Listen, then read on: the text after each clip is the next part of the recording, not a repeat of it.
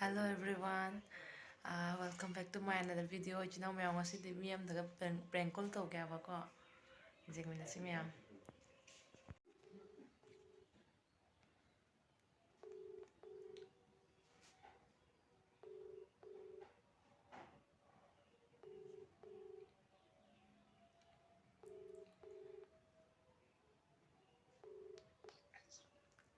Hello. Somje Jaribon Israelina YouTuber am laibodora. Somje kari Jaribon Chengbilgi na. Oh. Ado aise wam haigen torokpanine. Somna jum palise kaidano. Oh. Palarwondagi kainodana natro Budhan haibra kaino du natro. Ado nangna reels short video da luhungbagi photo thangal kaino video thangal ekpa natra. Adugi video to kathatlo haige toine. Adu video to thangalakpado jamna problem oire akoina jengmursu mi jam nare. Akoise hojik laiyebako ahan laman kharaga ko. Noi Jaribon da noi khunda laiyeba chengbiludo noi jumje khoi hangnarieba mayamda. Video da problem khara oire.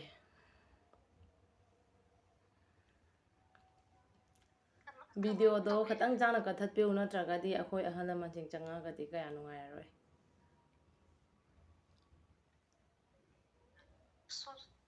Tene hoi ba jaha problem ba da to di solution da tawraga lore na ena is the problem se kari no ba Problem ai bu luhongbai video bu dumaina pangtha ta thangat pa yabra ne noi gi kaino do noi gi mong ma taw do mi jam nai jeng bada kaino haisina keto ba yawre khadana sum hai bi une haidi nungai tri to kari nungai ta bai maram do akhoi ahal man ching hoji noi jum da changa ga wali do maha ta pado sanasi nangna video do katha chena jandra gadi natte ya ta bai natte bai haiduna nungai tri se kari maram ni no dun da kadai di to bi reino akhoi se kaino look oma de tarak pani do pahai hekta hai dok padi yade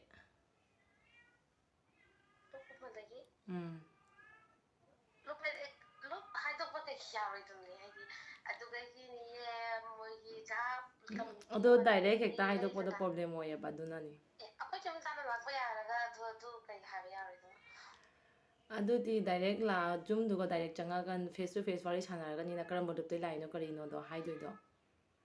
ado nangna video do kathat taba taraga di direct changa toini ahalaman kharsu jawrai hanuba kharsu jawrai changa faidi problem leitire aina khangni isna kanano kari nuai taba leibagi no photo do di khangni dana fare nangna problem do khangninga gana hoji changa ge noi jumda ko dadi fare thamage doga Sire nongningbuna ma tarak praji ngai ka dalise tarak taba taraga di ayang call back tora haido ki kya wa nok tu nongningi miun su dung laure kari airak toino haina khanbada se phone tora me pasikala de ma miss call all number si ulare ga nungai te ko phone bai khallo ga ma kom tarak pa yeng ge hangbra thaba amaga da khom na changuduna phone bai khallo dre ba Almu tawa denga. Wangkan.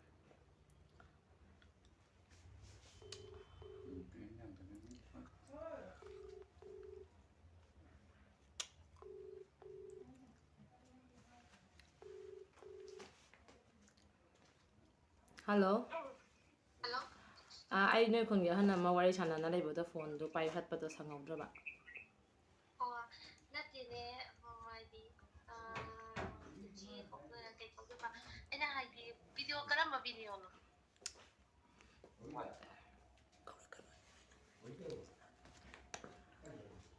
longbagi video thangal luhongbagi video da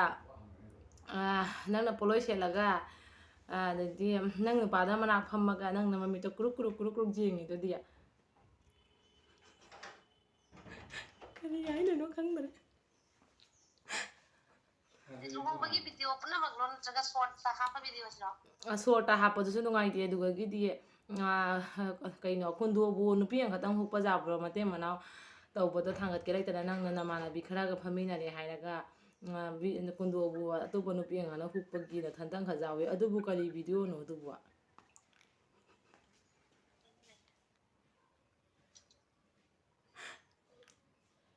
ꯑꯗꯨ ꯄ꯭ꯔꯣꯕ꯭ꯂꯦꯝꯗꯣ ꯀꯔꯤꯅꯣꯕ ꯍꯥꯏꯗꯤ ꯂꯩꯗꯅ ꯑꯩꯈꯣꯏ ꯑꯍꯜ ꯂꯃꯟꯁꯤꯡꯅ ꯌꯦꯡꯕꯗ ꯃꯤꯠ ꯈꯤꯇꯪ ꯅꯥꯟꯅꯔꯕ ꯍꯥꯏꯇꯥꯔꯦ ꯑꯩ ꯉꯝꯗ꯭ꯔꯦ ꯅꯣꯛꯅꯤꯡꯕ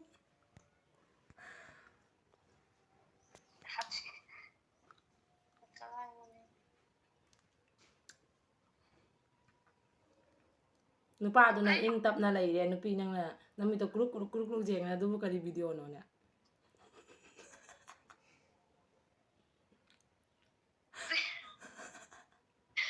ꯄ꯭ꯔꯦꯡ ꯀꯣꯜ ꯇꯧꯔꯛꯏꯅ ꯈꯪꯗꯦꯅ ꯇꯧꯕꯤꯔꯛꯏꯁꯦ ꯀꯥꯏꯗꯅꯣ ꯀꯔꯤꯅꯣ ꯀꯔꯤꯝꯁꯨ ꯍꯥꯏꯗꯦ ꯇꯧꯔꯤꯕ ꯄ꯭ꯔꯦꯡ ꯀꯣꯜ ꯇꯧꯔꯛꯄ ꯃꯥꯜꯂꯦꯗ ꯀꯔꯤꯅꯣ ꯄ꯭ꯔꯦꯡ ꯀꯣꯜ ꯍꯥꯏꯕ ꯑꯩꯈꯣꯏ ꯑꯍꯜ ꯂꯃꯟꯁꯤꯡ ꯂꯣꯏꯅꯅ ꯂꯥꯛꯏ ꯃꯤꯅꯦ ꯀꯔꯤ ꯃꯇꯥꯡꯒꯤ ꯄ꯭ꯔꯦꯡ ꯀꯣꯜꯅꯣ ꯍꯥꯏꯔꯤꯁꯤꯕꯣ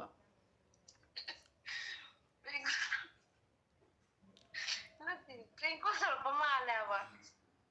ꯀꯔꯤꯒꯤ ꯄ꯭ꯔꯦꯡ ꯀꯣꯜ ꯇꯧꯔꯛꯇꯣꯏꯃꯣꯅꯦ ꯀꯅꯥꯅꯣꯅꯦ ꯄ꯭ꯔꯦꯡ ꯀꯣꯜ ꯀꯔꯝꯕ ꯀꯔꯤ ꯃꯇꯥꯡꯒꯤ ꯄ꯭ꯔꯦꯡ ꯀꯣꯜꯅꯣ ꯍꯥꯏꯁꯦ ꯑꯩꯗꯤ ꯒ꯭ꯌꯥꯟ ꯇꯥꯗ꯭ꯔꯦꯅꯦ ꯅꯣꯏꯅ ꯍꯥꯏꯅꯔꯤꯁꯤꯕꯨ ꯋꯥꯔꯤꯁꯦ ꯑꯃꯔꯣꯝꯗ ꯆꯠꯈꯤꯗꯧꯔꯦ ꯇꯧꯔꯤꯁꯦ ꯑꯩꯅ ꯍꯥꯏꯗꯤ ꯀꯅꯥꯅꯣ ꯀꯔꯤꯅꯣ ꯀꯔꯤꯝꯁꯨ ꯍꯥꯏꯗꯦ ꯍꯥꯏꯗꯤ ꯑꯗꯨꯒ ꯑꯩ ꯒ꯭ꯔꯨꯞꯇꯒꯤ ꯇꯧꯔꯛꯏꯅꯤ ꯑꯩꯈꯣꯏ ꯃꯩꯇꯩ ꯃꯆꯥꯅ ꯍꯥꯏꯗꯤ ꯁꯨꯃꯥꯏꯅ ꯇꯧꯕꯁꯦ ꯑꯩꯅ ꯍꯥꯏꯔꯦ ꯅꯪ ꯂꯨꯞ ꯑꯃꯗꯩ ꯇꯧꯔꯛꯏꯃꯤ ꯂꯨꯞ ꯑꯃꯗꯩ ꯇꯧꯔꯛꯄꯗꯣ ꯍꯦꯛꯇ ꯍꯥꯏꯗꯣꯛꯄ ꯌꯥꯗꯦ ꯍꯥꯏꯅ ꯉꯁꯤ ꯂꯥꯏꯐꯇ ꯉꯁꯤ ꯍꯥꯏꯗꯤ ꯐꯥꯔꯁ ꯇꯥꯖꯔꯤꯅꯦ ꯍꯥꯏꯗꯣꯛꯄ ꯌꯥꯗꯕ ꯒ꯭ꯔꯨꯞ ꯂꯩꯌꯦ ꯑꯩꯈꯣꯏꯒꯤ ꯂꯨꯞꯁꯤꯗꯤ ꯃꯤꯉꯣꯟꯗ ꯗꯥꯏꯔꯦꯛ ꯍꯦꯛꯇ ꯍꯥꯏꯕ ꯌꯥꯗꯦ ꯃꯤꯒꯤ ꯋꯥ ꯇꯥꯗꯕꯤꯗ ꯃꯤꯉꯣꯟꯗ ꯏꯟꯐꯣꯔꯃꯦꯁꯟ ꯑꯃ ꯄꯤꯔ ꯃꯇꯨꯡꯗ ꯅꯪ ꯒ꯭ꯔꯨꯞꯁꯦ ꯅꯪ ꯑꯩꯈꯣꯏꯒꯤ ꯂꯨꯞꯁꯦ ꯀꯤꯗꯕꯩ ꯋꯥꯔꯣ ꯅꯠꯇꯦ ꯀꯔꯤ ꯂꯨꯞꯅꯣ ꯀꯔꯤꯅꯣ ꯀꯔꯤꯝ ꯈꯪꯗꯅ ꯀꯔꯤ ꯍꯥꯏꯗꯣꯏꯅꯦ ꯑꯩ ꯈꯪꯉꯦ ꯄ꯭ꯔꯦꯡ ꯀꯣꯜꯅꯤ ꯈꯪꯉꯦ ꯃꯤ ꯑꯗꯨꯃꯥꯏꯅ ꯁꯨꯀꯠꯄ ꯌꯥꯝ ꯄ꯭ꯔꯦꯡ ꯀꯣꯜ ꯇꯧꯕꯤꯔꯛꯀꯅꯣ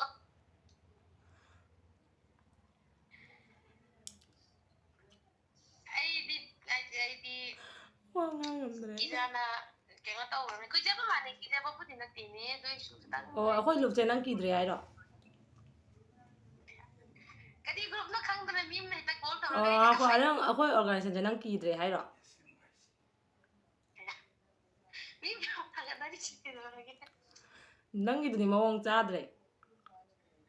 ꯁꯤꯒ ꯀꯔꯤ ꯐꯠꯇꯕꯅꯣ ꯗꯥꯎꯁꯦ ꯍꯥꯏꯗꯤ ꯑꯗꯣ ꯅꯪ ꯑꯩꯈꯣꯏ ꯂꯨꯞꯁꯦ ꯅꯪ ꯀꯤꯗꯕꯩ ꯋꯥꯔꯣ ꯑꯩꯈꯣꯏ ꯂꯨꯞꯇ ꯅꯪ ꯆꯦꯂꯦꯟꯖ ꯇꯧꯔꯛꯑꯕꯣ ꯆꯦꯂꯦꯟꯖ ꯇꯧꯕꯒꯤ ꯋꯥꯔꯤ ꯅꯠꯇꯦꯅꯦ ꯑꯩꯅ ꯍꯥꯏꯗꯤ ꯀꯔꯤꯅꯣ ꯀꯤꯕꯩꯁꯦ ꯀꯔꯤꯅꯣ ꯑꯩꯅ ꯍꯥꯏꯔꯦ ꯑꯍꯟ ꯈꯔꯒ ꯂꯥꯛꯏꯅꯤ ꯅꯣꯏꯗꯥꯏꯅ ꯅꯪꯅ ꯀꯗꯥꯏꯗꯩ ꯄ꯭ꯔꯦꯡ ꯀꯗꯥꯏꯗꯩ ꯄ꯭ꯔꯥꯡ ꯍꯥꯏꯅ ꯇꯧꯅ ꯂꯩꯔꯦ ꯑꯍꯟꯁꯤꯡꯒ ꯂꯣꯏꯅꯅ ꯂꯥꯛꯑ ꯀꯗꯥꯏꯗꯒꯤ ꯀꯔꯤ ꯄ꯭ꯔꯦꯡ ꯄ꯭ꯔꯥꯡꯅꯣ ꯅꯣꯏꯅ ꯉꯥꯡꯅꯔꯤꯕ ꯋꯥꯔꯤꯁꯦ ꯑꯩꯗꯤ ꯒ꯭ꯌꯥꯟ ꯇꯥꯗ꯭ꯔꯦ ꯄ꯭ꯔꯦꯡ ꯇꯧꯕ ꯃꯥꯜꯂꯦꯗ ꯑꯩꯗꯤ ꯀꯤꯕꯨ ꯀꯤꯔꯦ ꯐꯖꯅ ꯄ꯭ꯔꯦꯡ ꯀꯣꯜ ꯃꯥꯜꯂꯦꯕꯣ ꯑꯩ ꯉꯁꯤ ꯂꯥꯏꯐꯇ ꯑꯍꯥꯟꯕ ꯇꯥꯖꯔꯤꯅꯤ ꯃꯤꯒꯤ ꯂꯨꯍꯣꯡꯕꯒꯤ ꯚꯤꯗꯤꯑꯣ ꯊꯥꯡꯒꯠꯂꯒ ꯑꯗꯨ ꯄ꯭ꯔꯣꯕ꯭ꯂꯦꯝ ꯑꯣꯏꯔꯦꯗ ꯑꯗꯣ ꯄ꯭ꯔꯣꯕ꯭ꯂꯦꯝ ꯅꯪꯒꯤ ꯑꯣꯏꯔꯦ ꯂꯨꯍꯣꯡꯕꯒꯤ ꯚꯤꯗꯤꯑꯣꯗꯨꯗꯤ ꯌꯦꯡꯉꯣꯕ ꯅꯨꯄꯥꯗꯨꯅ ꯇꯨꯃꯤꯟꯅ ꯐꯝꯅ ꯂꯩꯔꯦ ꯅꯪꯅ ꯑꯩꯌꯥ ꯑꯩ ꯈꯪꯉꯕꯅꯦ ꯍꯧꯖꯤꯛ ꯄ꯭ꯔꯦꯡ ꯀꯣꯜ ꯍꯥꯏꯁꯦ ꯑꯩꯈꯣꯏ ꯕꯥꯏ ꯑꯩ ꯋꯥ ꯉꯥꯡꯕꯒ ꯉꯝꯗ꯭ꯔꯦ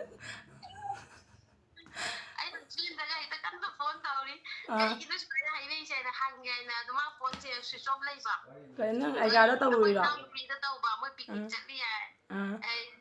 ꯑꯩꯗꯤ ꯑꯉꯥꯡ ꯁꯨꯝꯃꯤꯕ ꯑꯩ ꯎꯝ ꯑꯩꯈꯣꯏ ꯄꯥ ꯃꯅꯥꯛ ꯆꯠꯂꯒꯦ ꯍꯥꯏꯅ ꯇꯧꯔꯒ ꯀꯔꯤꯅꯣ ꯍꯥꯏꯅꯩꯁꯦ ꯀꯔꯤꯅꯣ ꯅꯪ ꯑꯥꯏꯒꯥ ꯂꯩꯕ꯭ꯔꯣ ꯅꯅꯥꯛꯇ ꯑꯩꯒꯥ ꯂꯩꯇꯦꯅꯦ ꯑꯥꯏꯒꯥꯗ ꯇꯧꯔꯤꯔꯥ ꯍꯥꯏꯕ ꯑꯩꯒꯥꯗ ꯇꯧꯔꯨꯏꯃꯦꯕ ꯃꯥꯏ ꯐꯣꯟꯁꯦ ꯁ꯭ꯋꯤꯆ ꯑꯣꯐ ꯂꯩꯔꯝꯃꯤꯕ ꯍꯧꯖꯤꯛꯇ ꯇꯧꯔꯤꯕ ꯑꯩꯒꯥꯗ ꯍꯥꯟꯅ ꯑꯥ ꯁ꯭ꯋꯤꯆ ꯑꯣꯐ ꯂꯩꯌꯦꯕ ꯇꯧꯍꯜꯂꯝꯒꯗꯕꯅꯤꯗꯣ ꯉꯥꯏꯔꯝꯒꯗꯕꯅꯤ ꯑꯩꯁꯨ ꯅꯣꯛꯅꯤꯡꯕꯒꯤ ꯅꯣꯛꯊꯣꯛꯎꯔꯦꯗꯅ ꯑꯩꯒꯥꯗ ꯐꯣꯟ ꯇꯧꯔꯤꯃꯤꯅꯦ ꯑꯥ ꯍꯧꯖꯤꯛꯀꯤꯗꯨꯒ ꯅꯣꯛꯑꯝꯗꯗꯤ ꯑꯩ ꯃꯣꯏ ꯊꯪꯅꯕꯝꯗ ꯐꯣꯟ ꯇꯧꯒꯦ ꯍꯥꯏꯅ ꯇꯧꯔꯝꯃꯤꯑꯕ ꯊꯪꯅꯕ ꯏꯆꯟꯅꯨꯄꯤ ꯑꯃ ꯂꯩꯌꯦꯕ ꯕꯟꯗꯅ ꯍꯥꯏꯅ ꯑꯥ ꯑꯩꯈꯣꯏꯒꯤ ꯏꯅꯥꯎꯅꯨꯄꯤꯁꯤꯡꯗꯨꯗꯤ ꯏꯅꯥꯎꯄꯥ ꯃꯣꯏꯗꯤ ꯑꯥꯗ ꯄꯤꯛꯅꯤꯛ ꯆꯠꯂꯤꯑꯕ ꯉꯁꯤ ꯑꯥ ꯇꯧꯈꯠꯂꯨꯔꯒ ꯈꯜꯂꯤꯃꯤꯅ ꯍꯦꯛ ꯄꯤꯛꯅꯤꯛ ꯆꯠꯂꯤ ꯍꯥꯏꯔꯃꯤ ꯀꯥꯎꯊꯣꯛꯎꯔꯦ ꯑꯦ ꯍꯥꯏꯔꯃꯤ ꯑꯩ ꯉꯥꯏꯍꯥꯛ ꯉꯥꯏꯔꯝꯒꯗꯕꯅꯤꯗꯣ ꯄꯂꯥꯕꯨꯟꯒꯤ ꯋꯥꯔꯤꯒ ꯈꯔ ꯍꯥꯏꯖꯤꯜꯂꯝꯗꯅ ꯀꯌꯥꯗꯅꯣ ꯑꯩ ꯑꯩꯈꯣꯏ ꯄꯥꯗ ก็ไปผลิตตั้งหน้ามาเลยผลิตโกนกันนะ 신나니 polisi lo na အဲ့ဒီကိုယ်စီကိုတင်းကတော့ทำမီနေ oyo si mani man bra ကိုယ်စီအဲ့ကိုတင်းတော့ทำမီနေပါ မတော့တာ na kara di man bra ba ai don tong lai si ဘုရားမလို့လေ lo ko mai friend ko len khalai no na အဲ့ဒီပြင်ကုန်နေကြတဲ့ group စီမအဲ့ဒီအချင်းကြီးမတန်းတော့လေဒီမှာအဲ့ဗီဒီယိုစကြည့်နေပါ ဒီမှာမဆော့ဆိုင်ဒီတရီနော် problem လေးမတားဒီပြီးတော့အချို့မင်းတန်ကလေးလုံးလုံးဝေးအရှိဒီ problem ဝေးတဲ့မကြည့်ဒီ problem ဝေးအဲ့ခလေးနော်ညာ이게 근데 빠기도 이세이도 이세이도 똑같아 이세이들이 메이데이들 잠 소범 와해가 자오를 자 레인론도 좀 큰데요 ai nang gi sai la ta ro de ma se tadi phone ta ra ke khang ju khang na ba ni na mai ma ram je kari na pu to hai de nang gi so to in thong le phul lu de lo jeng de cha bai khra jeng ni ma si de so de hai de do ai na ne ai khang ga bo kana no ai kange ai please lo ga tong na ma ni sin na ni ne bobi ni ne Bobby ai thế bobi ha lo trong group to me se san na tu di na Ranipuri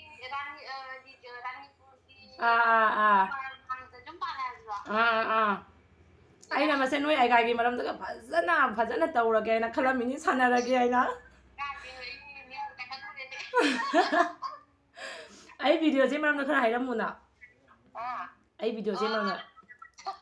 chế tôi hay rồi se so hai ro ai hai ro ne friend của tôi và anh nhìn tại cái này chỉ làm đó nè nhóm hay đấy tôi quá anh na anh chỉ có mà nhìn tại cái ba police cái dòng này lắm đó đấy oi ma si ra anh ngắt tăng cái này thì này hay là tôi mà nào mà lại năng cũng bắt đầu rồi thì police ra cái này anh cái tích của nó là ugai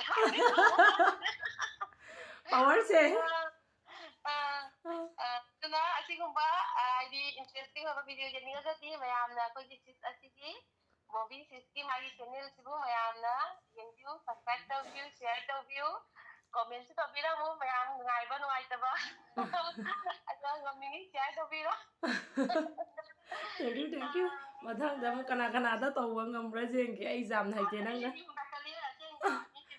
nang ga ani ra tang sure mi ani ka tang sure nang ga